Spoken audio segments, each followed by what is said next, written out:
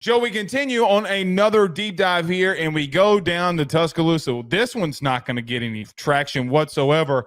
Nobody has a hot take whatsoever on Alabama since Nick Saban has left and Kalen DeBoer is in.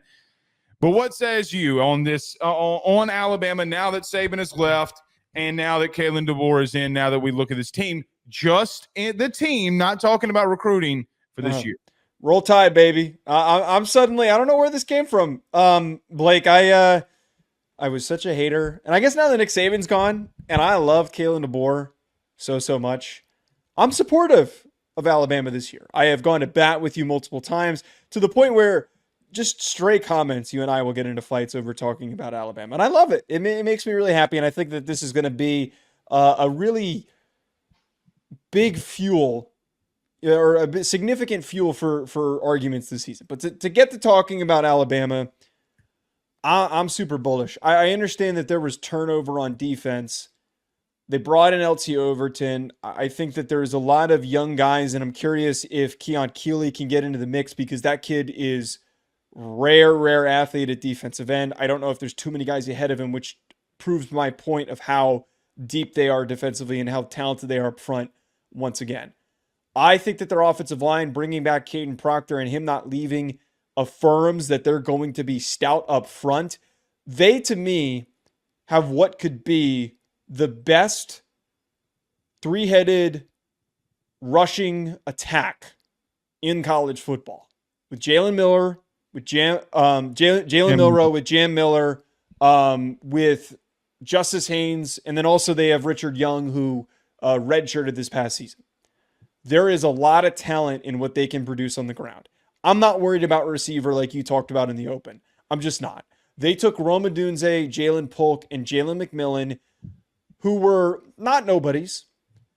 Yeah, like Roma Dunze was like the fifth best athlete coming out at receiver in this year. Took a crop of raw receivers and turned them into not just productive ones, but the most productive receiving group in all of college football. They're going to find production. And the way that we saw Jalen Milroe look more composed, more calm, the ball was coming out differently in the spring game, I really think that this team is going to really open some eyes moving the ball through the air. Tommy Rees is out. I'm the biggest Tommy Rees hater in the world. Kalen DeBoer is going to transcend Jalen Milroe and this offense, and I think that everyone else needs to get on the boat because they are going to be really freaking hard to stop. I don't want to start this off with me pointing out something that I thought was a negative, but you brought it up in the open, and I got to address it. Okay. I don't think you can be that high on that defensive line right now, not with what they lost. And I use D-line with what you lost, and just I guess you can talk about edge. But look, Braswell and 15 Dallas Turner are not there. Joe, you're having to replace 25 sacks from the starting defensive line. I know those guys play backer, but you get what I'm trying to say here. At least Dallas Turner did. That's tough to replace. 25 sacks, Joe, from three dudes. And I understand that you're talking, but you're saying if LT Overton from Texas A&M could take that next step. Joe, you're replacing a lot on your defensive line. Now, I'm not talking about their entire defense. Like, for example, just going to give a big example, Malachi Moore returns, and both of their inside backers return in Lawson and Campbell, who were both very talented, very, very good linebackers. On the same token, Joe, I do think that there are some snippet of things that you can take from spring games. Joe, they got pushed around on that defensive line. I mean, you cannot take away that you legitimately have some footage of D-line getting pushed around. Yeah, but who are they? We do this all the time. Who are they going against? This is a really good offensive line. But Joe, what do I have to go off of? You have to go off of the Tyler Booker and Caden Proctor. Okay, I don't think Caden Proctor played I'm talking about their defensive line. They were going against that offensive line, so of course they're going to get pushed around. They're getting battle tested going against those dudes. You think with the teams that like Georgia and the offensive line that they return, LSU and the offensive line that they return. There are going to be teams that are on this schedule that do not have slouches along the offensive line. By the way, I'm just going to let you know, those two offensive lines are more talented than yours right now as a cohesive unit. So I'm just going to I think you're making it seem like there's some huge gap between. I would still put Alabama maybe in the top 8. I'm not putting them in the top 2, which is where I'd put they're in the top. They're in the top 3 in the SEC. Tyler Booker raises the floor of that offensive line aggressively. Also had 6 games where he was really bad. He's a true freshman. Okay, Will Campbell was a true freshman, and you came in here and trashed him about 2 months ago. I didn't trash him, but he got his butt whooped against Jared Verse. We can't forget that he didn't play good against Jared as a true freshman. He didn't play good against Jared Verse. A sack, and over 120 snaps, he's given up a sack to Jared Verse, who was a first-round pick. I don't like starting off with negatives. Joe, anybody, Saban included, going after 25 sacks along the defensive line is a big deal. They have replenished that group, and they're with whom? What do you mean with? I'm talking about in the history of that offensive line. I mean, the point is or defensive line. Sorry, defensive line. I misspoke. In the history of Alabama, they have been. Was there? Okay, but who recruited the backups? Who recruited the backups? Left. I mean, are we gonna seriously act like that Kalen DeBoer who had struggles with the defense a year ago, legitimately. He didn't have these dudes. He didn't have dudes like this in Washington. Not even close. Joe, if I went to you about any other team in the nation that recruits like Alabama did along the defensive line. Now, they did not recruit. I mean, not a lot of teams did that. However, there are some teams, and if I would come at you and say any other team in the country has to replace 25 sacks, I've known you for too long. This is what you would come out here and do. You would legitimately come out here and say, Blake, they have a lot of talented guys, but it's got to be a big concern. I know you too well. You cannot tell me that has not been a I'm not saying it's not a concern, Blake, but my point with talking about this is that there are exceptions to things, okay? There's a lot of exceptions in football. There are trends that are worth bringing up, which is why we're talking about this and arguing about this, but they are in an exception because Nick Saban left a really strong situation for Kalen DeBoer with the guys that are coming back on their defensive line. I think that there's a position group that is more concerning, but my point is that they are, I think, given a little bit of grace because especially – this is the biggest part about this. They rotated, if you go watch any of their game film last year, they rotated so many guys. Many guys in. I don't disagree with that. These guys are all experienced. I'm not saying that they're deeply experienced, but they've all gotten onto the field. I'm telling you right now, one guy to know, Jaheim Otis is a really freaking good athlete, and he is going to cause some problems. And he's listed as a backup in the depth chart because they have Tim Smith and Tim Keenan ahead of him. That's how deep they are. I don't know. I really thought that you were going to. I don't disagree that they have depth up front. What I'm saying is Saban is gone and you have a unit that doesn't have the experience. Joe, quite honestly, we talked about this a year ago with them. Okay, well, they're just going to replenish on the defense. Okay, that's fine. How many times, though, have we seen Alabama reload, not rebuild, just reload under Nick? And that's I hate saying that, but I'm going to say it along the defensive side. Joe, offensively, I don't have worries or issues with them. Okay, but here, that's where I wanted to start off with, but you made me go down this damn rabbit hole. Oh, well, we're down. This isn't a rabbit hole. This is a big argument point.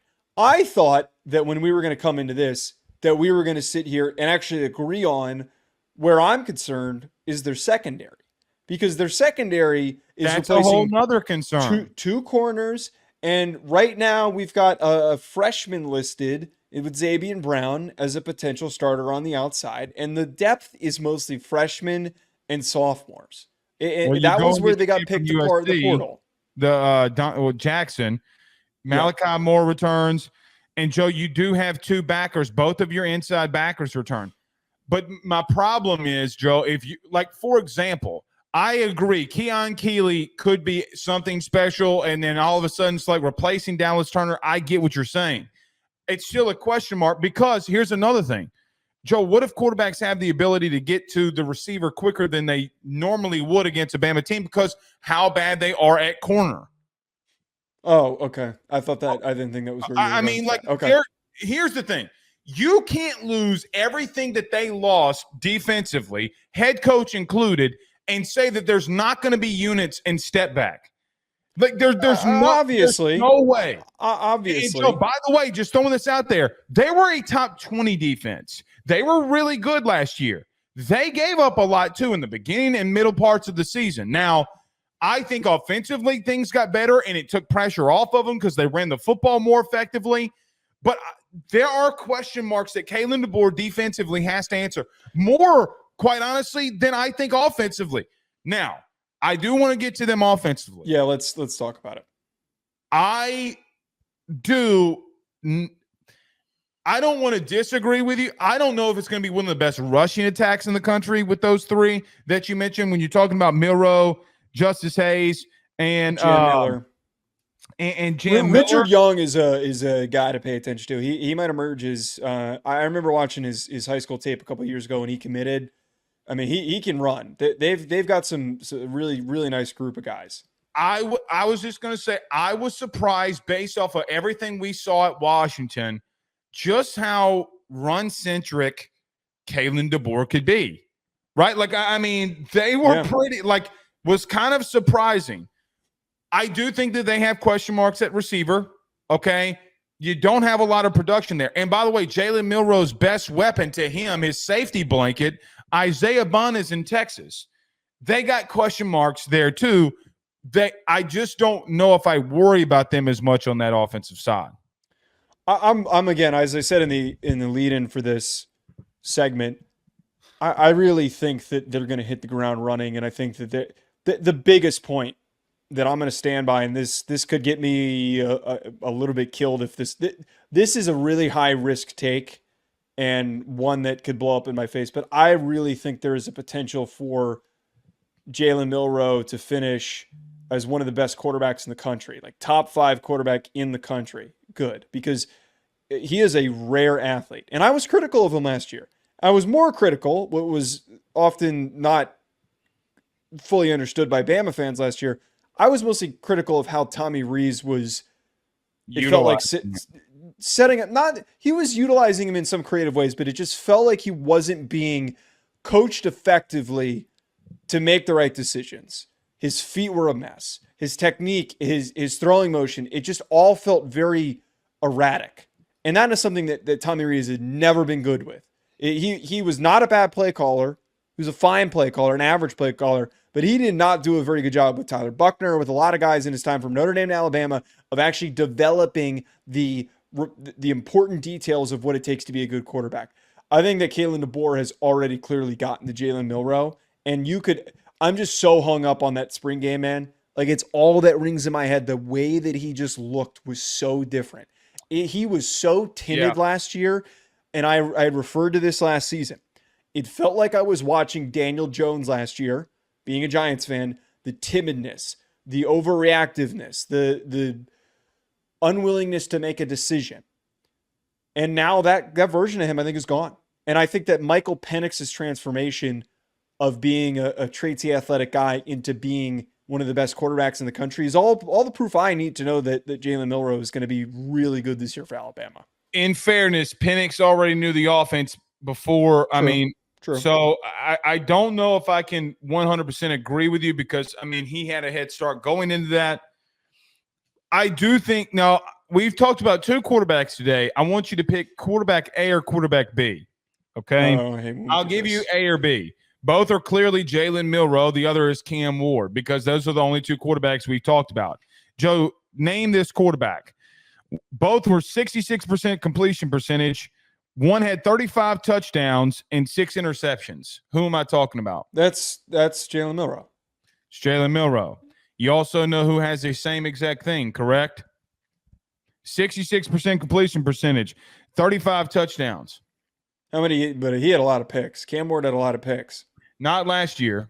Cam Ward had 7. Really? Mm-hmm. Why did I Just throwing that out there. Crazy how statistics can fool you to some extent. Well, wait. Well, there's the flip side of that coin is it's also crazy how easy statistics don't tell the full story. Because if we pulled up, we could sit here for an hour. That's what I'm trying to get at. I mean, you think things are very bad. I mean, I got to be real with you. I was asking myself today, how bad was Jalen Milroe? Let me say this, Joe. Down the stretch last season from the LSU game on, even into the playoff, were there times that Jalen Milroe struggled with decision-making? No doubt. He has to get better there without a question. I can't deny that. However, when he had a clean pocket, so basically what I'm saying is everybody besides Michigan, which, by the way, I'll give him credit. I mean, you got to make play calls if they're going to send the heat at you all night. Like I watched the Michigan game today in the from the playoff. Joe, they were sending the house the whole first half. What happened at halftime? They readjusted. They beat them. They got with it. Jalen Milroe took a lot of big steps last year. I don't know if he is going to morph into one of the best passers in the SEC. He's just so much of a dual threat, though. Okay, because of the way he runs, because of his athleticism, I do think he's gotten better. And we talked about it during the spring. Joe, I was really kind of impressed by what he did throughout the spring. So we'll see. Okay, I don't disagree with you. I don't know if he'll be a top 5 quarterback in the country, but I don't know if they need him to be. Right? Like I don't. I disagree with that. I think their success does come down to. I know it's really easy to have the whole the quarterback. What does the quarterback do is important for team success. A top 5 quarterback. He wasn't a top 5 quarterback last year, and they got to a playoff. If the defense is as good as you think that they could be in replenishing and reloading, he wasn't a top 25 quarterback last year. Well, you ready for me to make the ironic statement that completely dispels everything I just argued with you about? Well, last year's defense was better, so he was able to lean on that defense a little bit more. Oh, okay. So and he had better receivers. Okay, so everything you just argued with me about for 10 minutes is completely dispelled. So No. It's not. No, it's not. Here's the truth. You love Kalen DeBoer so much that you're willing to look over. I made some good arguments. You are now. I made some very homer. I'm not the truth. I'm not a homer. Again, if we would have talked about any other team in the country having to replace what they have to do defensively, Joe, we've been doing this for 2 years. Because they are an exception. The kids that they had already on the roster. Saban is the exception. It's not like the whole team just disappeared and got on a bus and went somewhere. A bunch of kids did leave. Got on the bus and went to the NFL. But a bunch of the guys that yes, and that's happened for a decade. I'll give you one. Let's go here. You know who had a defensive line with almost the same amount of sacks that left and went to the NFL and then came back and we thought underperformed times last year? Georgia. Oh, Georgia. Well, so again, okay. I don't know if that really proves the point. But I mean, if we're being honest, what were we saying during the season last year? Secondary, we said it flipped. Their secondary was elite and plain elite. Their front 7 had not been up to par to their standard. That was the conversation that we had about them defensively. We thought they were the best team in the country because their secondary was so good. And why not? Jalen Milroe beat them. And I got to admit, Joe, here's the truth that nobody wants to talk about with Jalen Milroe. He won them the SEC championship game down the stretch. Yeah, I mean that was and that gets vastly overmissed. And look, there were things that went against him last year. Tommy Reese being one, and I got another. I was thinking about this today. Name a time that Nick Saban allowed those bad snaps to happen like that in any part of his reign. Like he would have pulled dudes. Like that, Nick never allowed small shit like that to fester the entire season ever. And you know who we blame? Jalen Milroe. It looks bad on Milroe. I mean, did it not? I'm sorry. Yeah, I'm sorry to do that, but I'm sorry to do this to Jalen Milroe. But like the center exchange, yes, a lot of it does go on the shoulders of the center, but at the same time, Joe, the last play of the season last year is not on him. It's not, but he's not completely absolved of blame. I'm not. No, what? No, I didn't absolve him from blame. Okay. What I said though was Nick never allowed that to go on. The bad snaps is not on him. It's just not. From a guy that played the position, it never will be. Your only job is to, even if you get blown up every play, your job is to get the ball to the quarterback perfectly or damn near perfectly. Yeah. Anyway, here's how I'm going to end this. I do like the attitude that their fan base has. You know, with Nick being gone, they are saying, if you want some, come get some. Okay, and until you dethrone the man, he's still the man at the current moment. I will just say this, though. I know you've talked about, well, they did it at Washington. They can do it at Bama. Joe, I don't know about the receiving core, though. I mean, there is nothing there that you can build off of that they have enough production that you can be like, hey, well, okay, man, that I don't know. Brian Williams could be a true freshman that everybody has to get to know because of necessity. I disagree. As I said earlier, I disagree about the receiver stuff. My projection, though, for them, Blake, to put it out there, I think that they're one of those teams that has a really close floor to their ceiling. I don't think they're going to go lower than nine wins. I think that they are, as I've laid the picture out here, they're good enough that if things don't go according to plan and they stumble, they're going to stumble their way into 9 wins. That's how capably good they're going to be. I think that they're a 10-win team. And for any Alabama fan who thinks that, I don't think anyone Alabama fans thinks that that's an underachievement. I'm sure that some do. They will think that that's an underachievement. Yeah.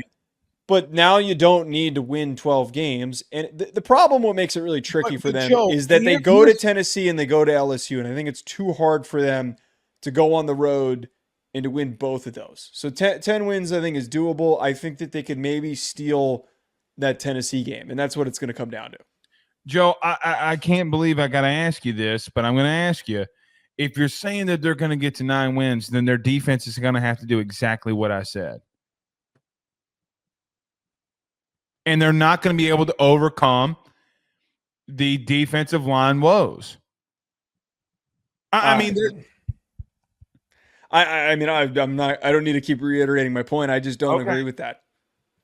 So you believe that Georgia, Tennessee, and LSU? Look, man, I'm around there the same place as you with them on that. I just don't want to be that guy that, like, I feel like if I don't give him 10 wins, okay, I'm saying Kalen DeBoer sucks. The only things that people hear is me saying Kalen DeBoer sucks. It's not what I'm trying to say.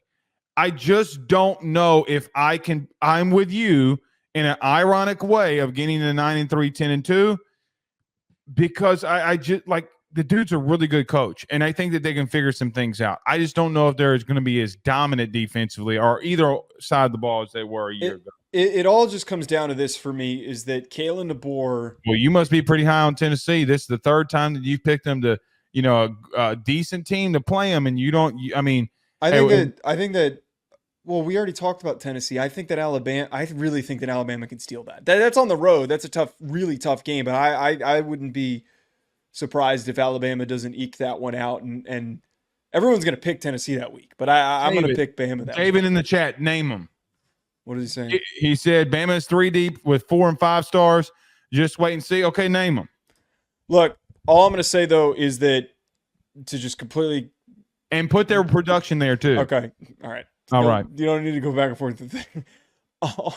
Kalen DeBoer is one of the best in-game coaches in the sport, and this is the most talented roster he's ever had the chance to work with. They're going to, albeit they have one of the most difficult situations with their schedule and with some roster turnover. We have to acknowledge that they are a team that has one of the best recruiters in the sport who put it together and one of the best in-game coaches currently that's leading that team. They're going to find ways to win games that they're probably going to not be favored in. 10-2. I'm sticking with that. What games would they not be favored in? I wouldn't be surprised if, Georgia. They're not going to be favored in. Okay, name the other, because I don't think they go to Tennessee and LSU. So I don't think they'll be favored in. They're not favored in. Well, They're not going to be favored against LSU because that line is going to be too close, and then they're going to give it to the home team. In Tennessee, there's a potential for that too. Maybe. I mean, Alabama is going to make us some money.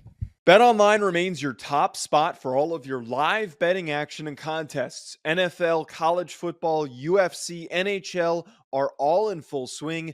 BetOnline is your number one source for wagering news, odds, trends, and predictions with both desktop and mobile access at any time. Head to BetOnline today and use promo code BELIEVE, that's BLEAV, for 50% off your first deposit. That is a 50% welcome bonus. BetOnline, where the game starts.